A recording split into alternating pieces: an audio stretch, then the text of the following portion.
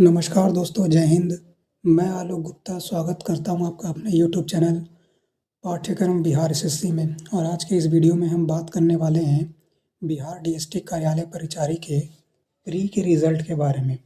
हम दोस्तों बिहार डीएसटी कार्यालय परिचारी के प्री के रिज़ल्ट का कंप्लीट एनालिसिस करने वाले हैं, जिसमें हम जानेंगे कि बिहार डीएसटी का जो रिज़ल्ट आया है प्री का, उसमें क्या-क्या बातें हैं और क्या-क्या नहीं है, और किनका सिलेक्शन हुआ है, किनका नहीं हुआ है, कट ऑफ इतना ज़्यादा क्यों है, या क्यों बहुत सारे लोगों का कट ऑफ में नंबर आने के बाद भी सिलेक्शन नहीं हुआ है।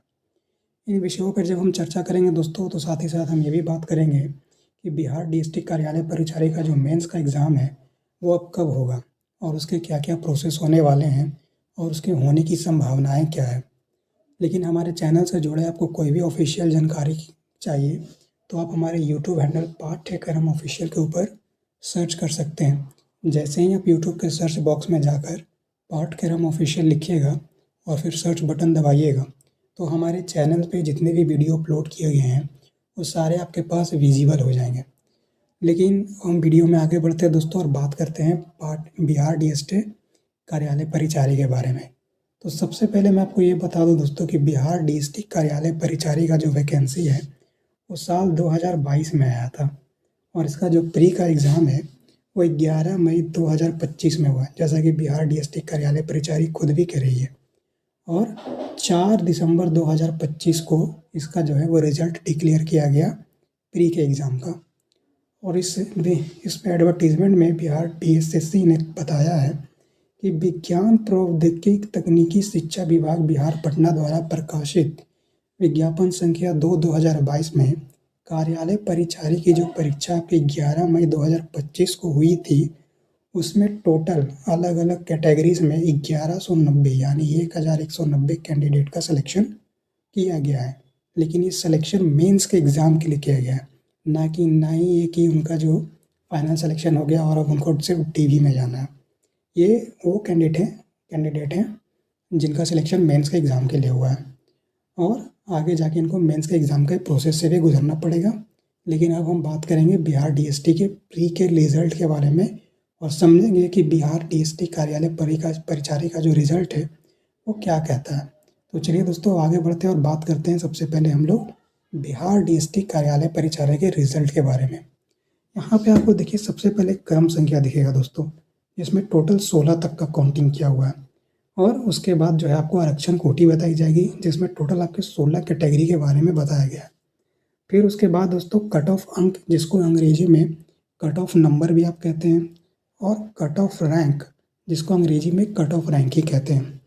16 श्रेणियों की अगर हम बात करें तो सबसे पहले अनारक्षित यानी कि अनरिजर्व कैटेगरी के बारे में बात की गई है, और उसके बाद जो है अनारक्षित महिला, अनुसूचित जाति जिसको शेड्यूल कास्ट कहते हैं, अनुसूचित जाति की महिलाएं, फिर अनुसूचित जनजाति यानी कि शेड्यूल ट्राइब और उनकी महिलाएं, फिर उसके बाद अत्यंत पिछड़ा वर्ग ईबीसी, और उसके बाद जो है उनकी महिलाएं अत्यंत पिछड़ा वर्ग वाली, पिछड़े वर्ग की महिलाएं, फिर ईडब्ल्यूएस यानी आर्थिक रूप से कमज़ोर लोग, फिर उनकी महिलाएं आर्थिक रूप से कमज़ोर लोग की, और इसी तरह करते करते बहुत सारे पीडब्ल्यूडी के कैंडिडेट का लिस्ट भी यहाँ पे 12 से 16 में आप देख रहे होंगे, जैसे कि दृष्टिबाधित दिव्यांग यानी विजन डिसेबिलिटी जिसको हम लोग कहते हैं।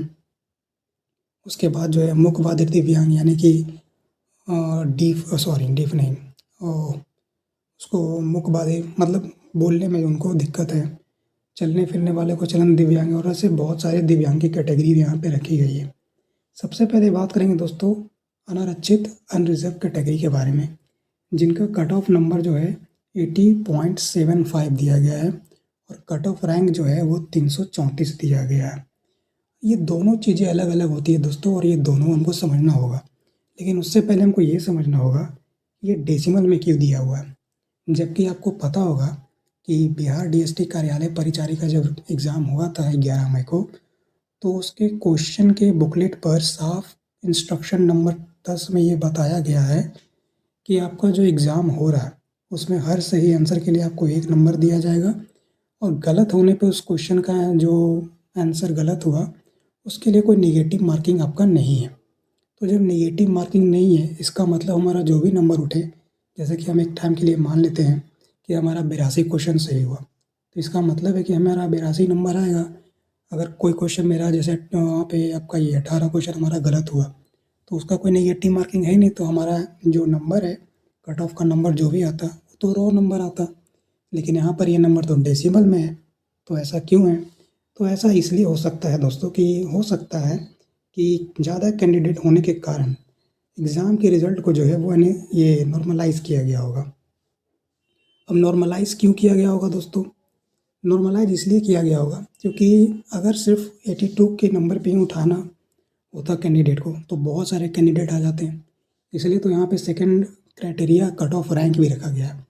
तो आप समझिए कि कट ऑफ नंबर और कट ऑफ रैंक ये दोनों क्या है। जैसे आप मान लीजिए कि आपका नंबर जो है वो 80.75 आया है, ठीक है दोस्तों, कि आपका नंबर जो है वो 80.75 ही आया है, लेकिन आपका रैंक जो है वो 335 है। मतलब ऐसे 335 लोगों में आप आ गए हैं जिसका नंबर 80.75 है। उसमें बहुत सारी क्राइटेरिया देखी जाती है कि जैसे आपका एज कितना है, आपका नेम का अल्फ़ाबेट लेटर क्या है, ये सारी चीज़ें। तो जैसे आपका 80.75 नंबर है, लेकिन आपका जो रैंक है वो 335 है, लेकिन यहाँ कट ऑफ रैंक की बात हुई कि 334, यानी कि इसका मतलब ये हुआ कि भले ही आपका नंबर कट ऑफ नंबर के अंतर्गत आता हो, जैसे कि 80.75 आ रहा है, लेकिन अगर आप 335 जो कि 334 के बाहर हो गया तो इसका मतलब है कि आपका सिलेक्शन अब नहीं होगा। इस तरीके से आप बाकी चीज़ों को भी समझते चलिए कि वैसे ही अनारक्षित महिलाओं की बात है।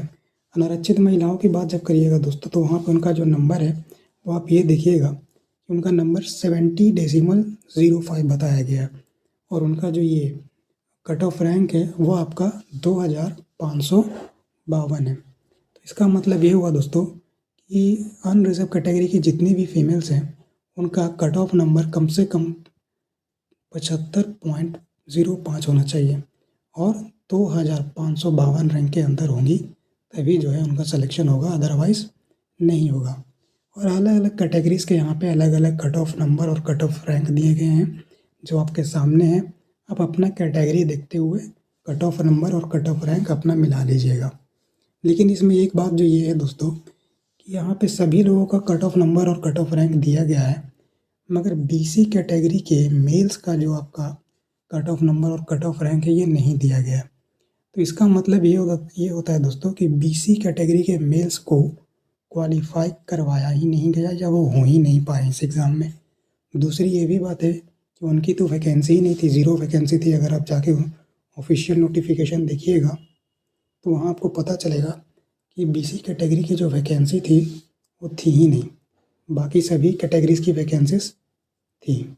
तो इसमें आगे आपको ये पता चलेगा दोस्तों कि बीसी कैटेगरी का जितना भी लड़का है जिसका मान लीजिए 90 नंबर भी आया होगा, लेकिन उसका सिलेक्शन सिर्फ इसलिए नहीं हुआ होगा क्योंकि वो बीसी कैटेगरी का कोई यहाँ पे रिजल्ट दिया ही नहीं गया है। तो ये भी एक कंडीशन हो सकता है, ये कंडीशन हो सकता है, यही कंडीशन है, इस बात की मैं पुष्टि नहीं कर सकता हूँ। और नॉर्मलाइजेशन हुआ है इसका भी मैं पुष्टि नहीं कर सकता हूँ, क्योंकि बीएसएससी की तरफ से ऐसा कोई भी ऑफिशियल नोटिफिकेशन नहीं दिया गया था जिसमें हमें ये साफ पता चले कि आने वाले टाइम में बीएसएससी डीएसटी कार्यालय परिचारी के लिए नॉर्मलाइजेशन भी होगा। लेकिन जब आगे बढ़ते हैं दोस्तों तो लास्ट में जो आपका बीएसएससी के नोटिस में एक साफ बात कहा गया है कि जितने भी 1190 क्वालिफाइड स्टूडेंट है उनकी मुख्य परीक्षा यानी मेंस का एग्ज़ाम जो है वो जनवरी के अंतिम सप्ताह में होने की संभावना है। और ये संभावना कितनी सच होगी ये हम बता नहीं सकते हैं, क्योंकि ऐसी संभावनाएं इनकी बहुत सारी आती हैं और बहुत सारी फेल भी हो जाती हैं। तो बिहार डीएसटी कार्यालय परिचारी जो कि लगभग 3 साल में अपना प्री लिया है, मेंस का एग्ज़ाम ये कब लेगा नहीं कह सकते, लेकिन हाँ नोटिफिकेशन के अकॉर्डिंग 2026 के जनवरी में अंतिम सप्ताह के अंदर ले लेगा। जब मेंस का एग्ज़ाम होगा दोस्तों तो एक बात आप ध्यान रखिएगा कि मेंस के एग्ज़ाम के लिए भी आपको वैसे ही फॉर्म भरना पड़ेगा जैसे अपने प्री के लिए भरा था। और इसके लिए बीएसएससी अपने ऑफिशियल वेबसाइट bsscbihar.gov.in पे फिर से एप्लीकेशन विंडो को ओपन करेगा और आप जितने भी 1190 क्वालिफाइड स्टूडेंट हैं वो अपना एलिजिबिलिटी को देखते हुए मतलब जितने भी डॉक्यूमेंट्स मांगे जाएंगे आपका बीएसएससी की तरफ से उस पोस्ट के लिए, वो आपको वहाँ पे देना पड़ेगा।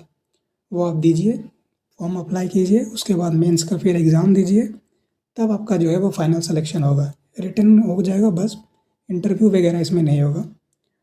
लेकिन इसमें जब आगे बढ़ते हैं दोस्तों, तो एक बात फिर से कहा जाता है बिहार डिस्ट्रिक्ट कार्यालय परिचारी की तरफ से, और वो ये है कि ये जो रिज़ल्ट अब यहाँ पे दिया गया है आपको, जो भी आपको 1190 लोगों का लिस्ट आप देखे होंगे रिजल्ट में, वो बस एक औपबंधिक सूची है। औपबंधिक सूची है, इसका मतलब ये हुआ दोस्तों कि ये बस एक प्रोविज़नल आपका लेटर या डॉक्यूमेंट आप समझ लीजिए कि एक प्रोविज़नल है, बस औपचारिक है।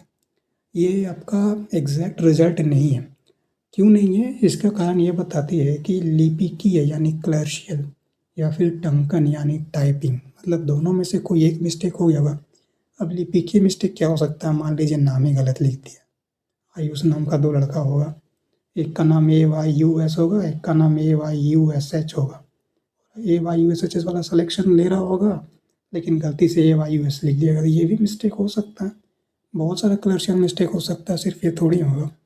तो उस कंडीशन में जो है, तो आपको मूलभूत हुई किसी त्रुटि के कारण परीक्षा फल में संशोधन भी किया हो सकता है।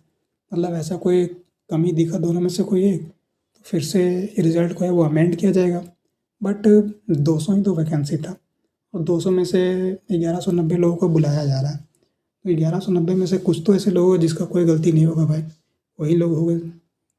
वही लोग हो गए, कम से कम 235 या 200 जितना भी वैकेंसी था, उतना लोग तो सही होगा ना कम से कम। तो आप लोग जो है आराम से मेंस का तैयारी कीजिए। मेंस का एग्ज़ाम जो है आपका जैसे जनवरी में बताया जा रहा है उसमें हो जाएगा। लेकिन दिक्कत ये है कि बिहार डिस्ट्रिक्ट कार्यालय परिचारी को लेकर के कोई भी प्रैक्टिस सेट नहीं करवाया जा रहा, और ये बहुत ज़रूरी हो जाता है कि बिहार डिस्ट्रिक्ट कार्यालय परिचारी के लिए कम से कम मेंस का कोई प्रैक्टिस सेट या मेंस के लिए कोई क्लास बनाया जाए। तो अगर आपकी सहमति हो दोस्तों, या आप ऐसा चाहते हैं कि मैं आपके लिए ऐसा कोई प्रैक्टिस सेट डिज़ाइन करूं जो आपके एग्ज़ाम में काफ़ी बेनिफिशियल हो, तो मैं आपके लिए ज़रूर करूँगा। इसके लिए आप कमेंट बॉक्स में बस मुझे ओके लिख दीजिएगा। ओके लिखने से मैं समझ जाऊँगा कि हाँ, आप लोगों को प्रैक्टिस करना है मेंस के एग्ज़ाम के लिए। लेकिन अभी जो है ये आपका जनवरी में जैसा बोल रहा है वो होगा, तो जनवरी में तो फिर जब भी प्रैक्टिस सेट शुरू करवाया जाएगा वो 14 जनवरी के बाद ही करवाया जाएगा, उसके पहले तो नहीं हो सकता है। लेकिन जनवरी के अंतिम सप्ताह तक बोल रहा है, तो कम से कम 10 प्रैक्टिस सेट तो हम लोग कर ही सकते हैं, कुछ नहीं से कुछ अच्छा। ठीक है, तो ये भी हो सकता है, नहीं तो एग्ज़ाम का तो कोई अता पता है नहीं, क्या पता हम लोग को 100 प्रैक्टिस सेट भी करवा लें तब तक। तो दोनों ही कंडीशन में आप समझ के चलिए। लेकिन आपको अगर इच्छा हो कि ये पाठ्यक्रम आपको बिहार डिस्ट्रिक्ट कार्यालय परिचारी का जो मेंस एग्ज़ाम का प्रैक्टिस करवाए, तो आप उसके लिए कमेंट बॉक्स में ओके लिखिए। अगर ये वीडियो आपको अच्छा लगता है दोस्तों, तो इसको लाइक कीजिए, शेयर कीजिए, और हमारे चैनल को आप सब्सक्राइब कीजिए और